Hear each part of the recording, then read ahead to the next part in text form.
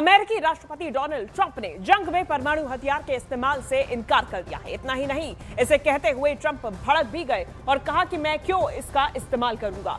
असल में एक रिपोर्टर ने जंग में परमाणु हथियार तैनात करने पर सवाल किया था, जिस पर ट्रंप भड़क गए। उन्होंने कहा कि परमाणु बम के इस्तेमाल की जरूरत नहीं है। उन्होंने दावा किया कि जंग में अमेरिका जीत चुका है। साथ ही उन्होंने यह भी साफ कर दिया कि वो परमाणु हथियार का इस्तेमाल नहीं करेंगे और किसी को भी परमाणु हथियार का इस्तेमाल कभी नहीं करना चाहिए। You use a nuclear weapon against Iran. You posted on Truth Social a few weeks ago. We don't need it. Why do I need it? Why would a stupid question like that be asked? Why would I use a nuclear weapon when we've totally, in a very conventional way, decimated them without it? No, I wouldn't use it. A nuclear weapon should never be allowed to be used by anybody.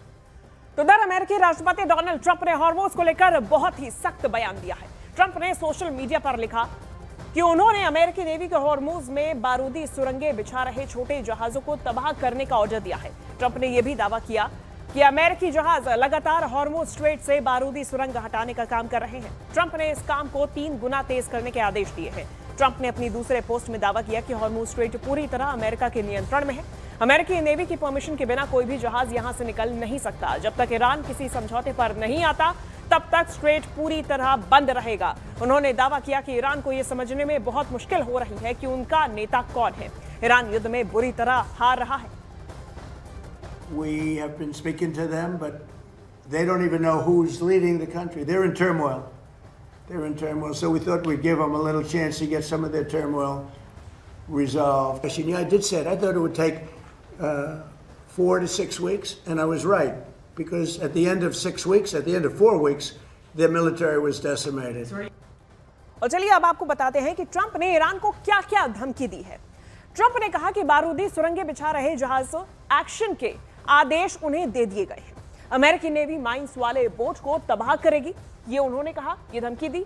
बारूदी सुरंगें हटाने का काम 3 गुना तेज हो गया है। साथ ही साथ Trump ने कहा कि हॉर्मोज स्ट्रेट पूरी तरीके से अमेरिका के कंट्रोल में है। ट्रंप ने कहा कि अमेरिका के परमिशन के बिना कोई भी जहाज नहीं निकल सकता। ईरान जब तक समझौता नहीं करेगा, हॉर्मूज बंद रहेगा, ये ट्रंप की तरफ से कहा गया। तो देखिए, ट्रंप ने भले ही हॉर्मूज में बारूदी सुरंग बिछाने वाली जहाजों को उड़ाने का ऑर्डर दे दिया हो, लेकिन जब तक ईरान के समुद्री माइंस को पूरी तरीके से हटाया नहीं जाएगा, तब तक खतरा पूरा है। अब ऐसे में और एक दावे के मुताबिक इन बारूदी सुरंगों को हटाने में 6 महीने का वक्त लग सकता है, यानी तब तक अमेरिका की मुश्किल आसान नहीं होने वाली है। ये ईरान का रिलीज किया गया वीडियो है। हॉर्मुज स्ट्रेट में दुश्मन के जहाज पर हमला है। ईरान के नकाबपोश लड़ाके तेल के जहाज पर धावा बोलकर उसे कब्जे में ले रहे हैं और ट्रंप को ये बता रहे हैं कि वॉर जोन में ईरान सुपर पावर है। ईरान ही नहीं, पेंटागन ने भी ये मान लिया कि हॉर्मुज में ईरान को हरा पाना बहुत मुश्किल है, क्योंकि ईरान की बिछाई बारूदी सुरंगों को जब तक हटाया नहीं जाता, हॉर्मुज में वो घुस भी नहीं पाएंगे। ऐसा किया तो भस्म हो जाएंगे। वॉशिंगटन पोस्ट की रिपोर्ट के मुताबिक पेंटागन ने अमेरिकी संसद को यह जानकारी दी कि हॉर्मुज से सभी बारूदी सुरंगों को पूरी तरह से हटाने में 6 महीने से ज्यादा का वक्त लग सकता है। अमेरिकी कांग्रेस को दी गुप्त ब्रीफिंग में हॉर्मुज में 20 बारूदी सुरंग लाइन होने का भी अनुमान लगाया गया। ईरान ने इन बारूदी सुरंगों को जीपीएस सिस्टम से लैस कर रखा है, जिससे उनकी लोकेशन बदलने पर फौरन अलर्ट मिल जाता है।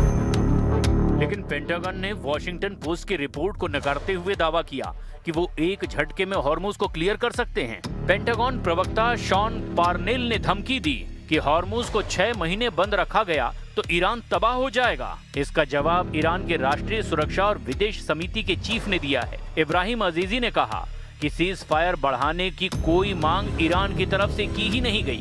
ट्रंप ने हार टालने के लिए समझौते को आगे बढ़ाया है। ما تقاضای آتش بس نداشتیم. ما هیچ وقت دنبال آتش بس نبودیم. اتفاقا بسیاری از مردم ما در این ایام بعد از جنگ 40 روزه از آتش بس گلایه‌مند بودن. اعلام می‌کردن که ما این دشمن شکست خورده رو باید تعقیب کنیم. باید مورد برخورد جدی‌تر قرار بدیم. به هر شکل این آتش بس برقرار شد. به یک دلیل هم شاید این که ما به سری اصول اخلاقی جنگ هم میخوایم خودمون رو پایبند کنیم. असल में युद्ध में ईरान को हुए नुकसान का जितना अनुमान अमेरिका इजराइल ने लगाया है, हकीकत उससे बिल्कुल अलग है। अमेरिकी सेंट्रल कमांड के मुताबिक अमेरिका ने ईरान के अंदर 13,000 से ज्यादा ठिकानों पर हमले किए, वहीं इजराइल ने 4,000 से ज्यादा सैन्य ठिकानों पर हमले किए। अमेरिका इजराइल ये मान चुके हैं कि उनके हमलों में ईरान की 60% मिसाइलें बर्बाद हो गई हैं, और इतना ही नहीं, ईरान के 80% मिसाइल लॉन्चर तबाह करने की गलत फहमी भी अमेरिका और इजराइल ने पाल रखी है। लेकिन अब इजराइल डिफेंस फोर्स ने दावा किया कि युद्ध में ईरान के मिसाइल प्रोग्राम को कुछ खास नुकसान नहीं पहुंचा है, क्योंकि ईरान के ज्यादातर हथियार गोदाम अंडरग्राउंड हैं, जहां रखे बैलिस्टिक मिसाइलों में ज्यादातर सुरक्षित हैं। इजराइल ने युद्ध के वक्त ये आरोप लगाए कि ईरान 8,000 बैलिस्टिक मिसाइलें बनाने में जुटा हुआ है। ईरान के राष्ट्रीय सिक्योरिटी और विदेश समिति के चीफ ने माना कि फिलहाल ईरान का पूरा जोर हथियारों के गोदाम भरने में लगा हुआ है। برای ایجاد آمادگی برای بازسازی به عبارت نیروهای مسلح ما فرصتی است برای خشاب گذاری. ما این فرصت رو قطعاً به بهترین شکل ممکن استفاده کرد.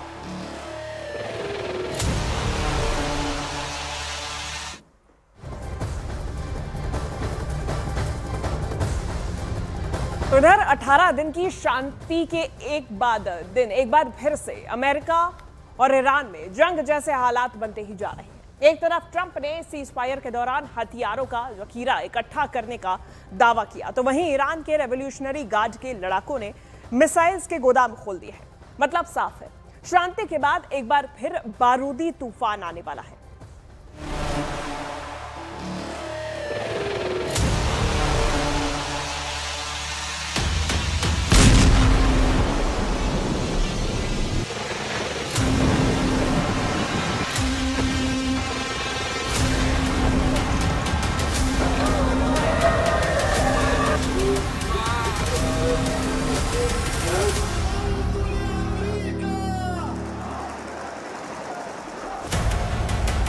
8,000 बैलिस्टिक मिसाइलों से दहलाएगा ईरान।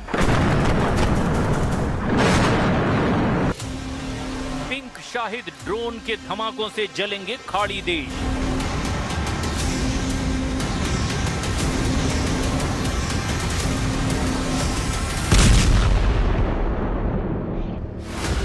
छह महीने तक हॉर्मुज युद्ध, 6 साल तक खाड़ी युद्ध।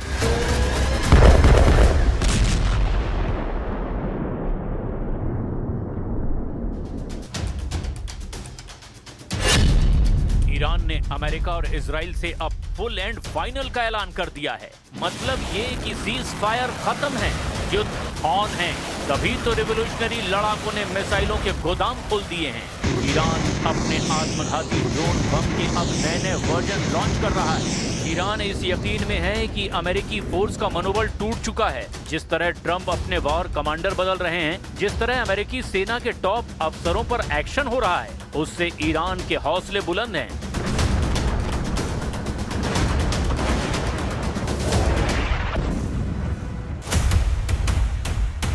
ईरान से युद्ध भड़कने के बाद ट्रंप अब तक 34 सैन्य अफसरों का इस्तीफा ले चुके हैं। पिछले 25 दिनों में ट्रंप ने अमेरिकी सेना के 4 टॉप सैन्य अफसरों को बर्खास्त कर दिया है। ट्रंप फिलहाल नेवल सेक्रेटरी जॉन फेलन पर सबसे ज्यादा फायर हैं। फेलन से ट्रंप ने तत्काल इस्तीफा ले लिया है, जबकि जॉन फेलन ट्रंप के सबसे भरोसेमंद नेवल कमांडर कहे जाते हैं। न्यूज आउटलेट एक्सियोस के मुताबिक जॉन फेलन अक्सर ट्रंप के निजी रिसोर्ट मार-ए-लागो में देखे जाते रहे हैं। ट्रंप सरकार में शामिल होने से पहले जॉन फेलन बिजनेसमैन और इन्वेस्टमेंट एग्जीक्यूटिव थे। उन्हें रिपब्लिकन पार्टी के सबसे बड़े डोनर और फंड रेजर में से एक माना जाता रहा। ट्रंप से उनकी दोस्ती की वजह यही बैकग्राउंड है। इसीलिए फेलन से ट्रंप युद्ध के दौरान भी मैसेज पर बातचीत करते रहे। बावजूद इसके उन्होंने बर्खास्त किया, क्योंकि हॉर्मुज में ट्रंप के हिसाब से नतीजे नहीं मिले। तेल गलियारे पर ईरान के लड़ाकों ने बढ़त बना रखी है। अमेरिकी जंगी जहाजों की तैनाती के बावजूद स्ट्रेट में वही हो रहा है जो ईरान तय कर रहा है। हॉर्मुज में ईरान की गनबोट दौड़ रही है। हॉर्मुज में ईरान ने टोल वसूलना शुरू कर दिया है। हॉर्मुज से बारूदी सुरंग हटाने में लगेंगे अभी और 6 महीने। हॉर्मुज पर ट्रंप के सभी दावों की हवा खराब है। तो चलिए अब आपको एक दिलचस्प वीडियो दिखाते हैं। ईरान के अहवाज में एक प्रोग्राम में IRGC ने गुलाबी रंग का शाहिद 136 ड्रोन दिखाया। यह पिंक मिसाइल एक छोटी ईरानी लड़की के वायरल वीडियो से प्रेरित था। इसके बाद लड़कों की मांग पर एक मिसाइल को नीले रंग में भी रंगा गया। इसे लोगों की भावनाओं से जोड़ने और समर्थन दिखाने की कोशिश के तौर पर देखा जा रहा है। तो ईरान चैलेंज कर रहा है कि अमेरिका अपने जहाज हॉर्मुज के करीब लाकर तो दिखाए। दुनिया की सबसे खतरनाक नौसेना के खिलाफ ईरान ने अपनी मॉस्कीटो फ्लीट एक्टिव कर दी है। ये है ईरान की हैदर 110 फास्ट बोट। इसकी रफ्तार है 200 किलोमीटर प्रति घंटा और यही ईरान की मॉस्कीटो फ्लीट की सबसे बड़ी ताकत है।